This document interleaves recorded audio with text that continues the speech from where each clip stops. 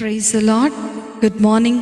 మన ప్రభువును ప్రియ రక్షకుడైన దేవుని నామమున మీ అందరికీ కూడా ఉదయకాల శుభములను తెలియచేస్తూ ఉన్నాను.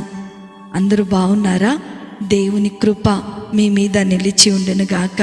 నా ప్రియమైన దేవుని బిడ్డలారా, యేసుతో అనుదిన ఆత్మీయమైన ప్రయాణం నాతో పాటు కలిసి కొనసాగుతున్నటువంటి నా ఆత్మీయమైన సహోదరి సహోదరులందరికీ ప్రభు పేరట ప్రత్యేకమైన శుభములను తెలియచేస్తూ ఉన్నాను. దేవుడు మిమ్మలను మీ కుటుంబాలను దీవించునుగాక. మీరు చేస్తున్న ప్రతి పనిలో దేవుడు మీకు విజయమును అనుగ్రహించునుగాక. మీ కన్నీరు, మీ వేదన, మీ దుఃఖములన్నీ కూడా సంతోషముగా మార్చివేయబడునుగాక. హల్లెలూయా.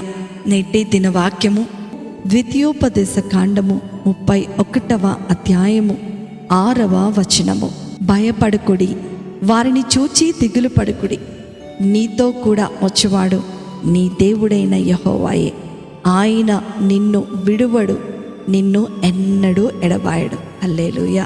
దేవుడు ఎల్లప్పుడూ కూడా తన ప్రజల పక్షాన ఉంటాడని, వారికి సహాయకుడిగా ఉంటాడని ఈ లేఖన భాగము చాలా స్పష్టంగా తెలియచేస్తూ ఉంది. దేవుడు తన వాగ్దానాలకు కట్టుబడి ఉంటాడు. తన ప్రజలను ఎప్పటికీ కూడా ఒంటరిగా విడిచిపెట్టడు అని ఒక చక్కటి భరోసా ఈ వాగ్దానంలో మనకు కనపడుతూ ఉంది. ఇజ్రాయేలీలు కానాను దేశంలోనికి ప్రవేశించినప్పుడు అక్కడ బలమైనటువంటి మనుషులు ఉంటూ ఉంటారు. వారిని చూసి ఇజ్రాయేలీలందరూ భయపడిపోయినప్పుడు దేవుడు వారితో చెప్తున్నాడు, మీ ముందున్నటువంటి మనుషులు మిమ్మల్ని ఏమీ చేయలేరు, ఎందుకంటే నేను మీ పక్షాన నిలబడి వ్యాజ్యమాడబోతున్నాను అని మోషేతో దేవుడు మాట్లాడుతున్నాడు. ఇదే సందర్భాన్ని 2వ రాజుల గ్రంథము 6వ అధ్యాయము 16వ వచనంలో కనుక మనం చూసుకున్నట్లయితే, సిరియా రాజు ఇజ్రాయేలు రాజుతో యుద్ధం చేయడానికి తన దండంతటిని సిద్ధం చేసుకొని ఆయన చీకటిలో నెమ్మదిగా ఇజ్రాయేలీలను చుట్టుముట్టేస్తూ ఉంటాడు. ఇజ్రాయేలులతో పోల్చుకుంటే సిరియా సైన్యము లెక్కించలేనటువంటి గుర్రపు రథములను, బలిష్టమైనటువంటి సైన్యాన్ని, ఎంతో భయంకరమైనటువంటి ఆయుధాలను వారు కలిగి ఉన్నారట్టుగా ఈ లేఖన భాగంలో మనం చూస్తూ ఉండవచ్చు. మరోవైపు పెందలకడనే లేచి ఎలీషా యొక్క పనివాడు తన చుట్టూ శత్రు సైన్యం అంతా కూడా చుట్టుముట్టారని తెలుసుకొని గబగబా ఎలీషా దగ్గరకు వెళ్ళి, మరి ఇలాగా శత్రు సైన్యం అంతా కూడా మన చుట్టుముట్టేశారు, ఇక మన పరిస్థితి అయిపోయింది, మనము జయించలేనటువంటి పరిస్థితిలో ఉన్నాము అని ఎలీషాకు చెప్పినప్పుడు ఎలీషా ఆ యొక్క పనివాడితో ఒక చక్కటి మాట చెప్తున్నాడు. భయపడవద్దు, మన పక్షమున ఉన్నవారు వారికంటే అధికులై ఉన్నారు. ఆ యొక్క దాసుడు ఆకాశం వైపుకు కన్నులెత్తి చూస్తే పరలోక సైన్యము ఎలీషా చుట్టూ పర్వతము వంటి అగ్ని గుర్రముల చేతను రథముల చేత నిండి ఉండుట అతన్ని ఆశ్చర్యానికి గురి చేస్తూ ఉంటుంది. సిరియనుల ఆలోచనలు తారుమారయ్యాయి. కత్తి ఎత్తలేదు, విల్లు విరవలేదు. ఇజ్రాయేలీలు తప్పించబడ్డారు. శత్రు సైన్యం అంతా కూడా నాశనం చేయబడింది. దేవుడు గొప్ప విజయాన్ని వారికి అనుగ్రహించారు. అవును, నా ప్రియమైన దేవుని బిడ్డలారా, పరిస్థితులు ఎప్పుడూ మనం అనుకున్నట్లు ఉండవు.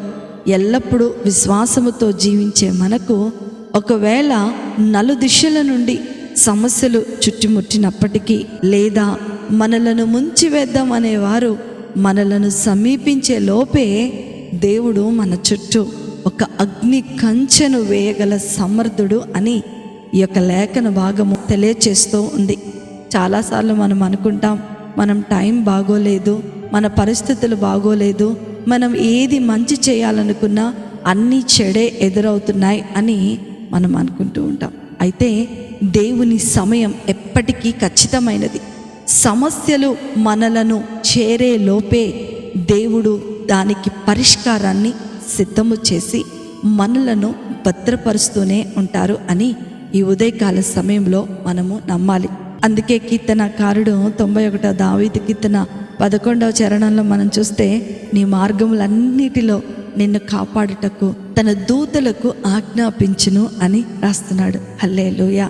నా ప్రియమైన దేవుని బిడ్డ, మన అనుదిన జీవితంలో మనం నడిచే మార్గంలో, మనం ప్రయాణం చేసేటువంటి మార్గంలో ఏ స్థితిలో మనమున్నా, ఎటువంటి పరిస్థితులు మనము ఎదుర్కొనవలసి వస్తున్నా సరే, మనలను కాపాడటానికి దేవుడు తన దూతలకు ఎప్పుడు కూడా ఆజ్ఞాపిస్తూ ఉంటాడని ఈరోజు దేవుడు ఒక చక్కటి వాగ్దానము, ఒక చక్కటి ధైర్యాన్ని మనకు అనుగ్రహిస్తున్నాడు. నా ప్రియమైన దేవుని బిడ్డలారా, మన పరిస్థితులను చూచి, మనం ఎదుర్కొంటున్న పోరాటాలను చూచి ఏమాత్రము భయపడక, దిగులు పడక, లేక వాటిని నేను ఎలా జయించగలను అని అనుకోకుండా మన పక్షాన నిలబడి మన జీవితంలో తోడుగా ఉంటూ మనం నడిపిస్తున్నటువంటి దేవాది దేవుని వైపుకు మనం చూద్దాం. గొప్ప దీవెనలు మనము పొందుకుందాం. అట్టి కృప, ధన్యత, ఆశీర్వాదము వాక్యం వింటున్న దేవుని పిల్లలైన మీ అందరికీ ప్రభువు అనుగ్రహించునుగాక. ఆమేన్. ప్రార్థన చేసుకుందాం. మమ్మలను మిక్కిలిగా ప్రేమించిన మా ప్రియ పరలోకపు తండ్రి, మీ ఘనమైన నామమును బట్టి మీకు వందనాలు. యుగ సమాప్తి వరకు సదా మీతో ఉంటానని మాట ఇచ్చిన దేవా, మీకు స్తోత్ర. ఈ ఉదయకాల సమయంలో, ఆపత్కాలములో మాకు నమ్ముకొనదగిన సహాయకుడిగా మీరు ఉన్నారు. అందుకనే ప్రభువా, మానక మా పట్ల మీరు కృపను చూపిస్తున్నందుకు మీకు వందనాలు. ప్రభువా, మా బాధలు, మా సమస్యలన్నీ కూడా మీ పాదములు చెంత పెడుతున్నాం. అపవాది అయిన శత్రువు మా నుండి దొంగిలించిన ప్రతి ఆశీర్వాదమును నైనా పునరుద్ధరించమని ప్రార్థన చేస్తున్నాం. ఈ ఉదయకాల సమయంలో బలహీనముగా ఉన్న మమ్మలందరినీ కూడా మీ నూతనమైన శక్తి చేత బలపరచమని నజరేయుడైన యేసుక్రీస్తును శక్తి కలిగిన నామములో అడిగి వేడుకొనుచున్నాను తండ్రి. ఆమేన్, ఆమేన్, ఆమేన్. ప్రభు మిమ్మలను, మీ కుటుంబాలను దీవించునుగాక. ప్రేమతో మీ సహోదరి శిల్పా జోసెఫ్.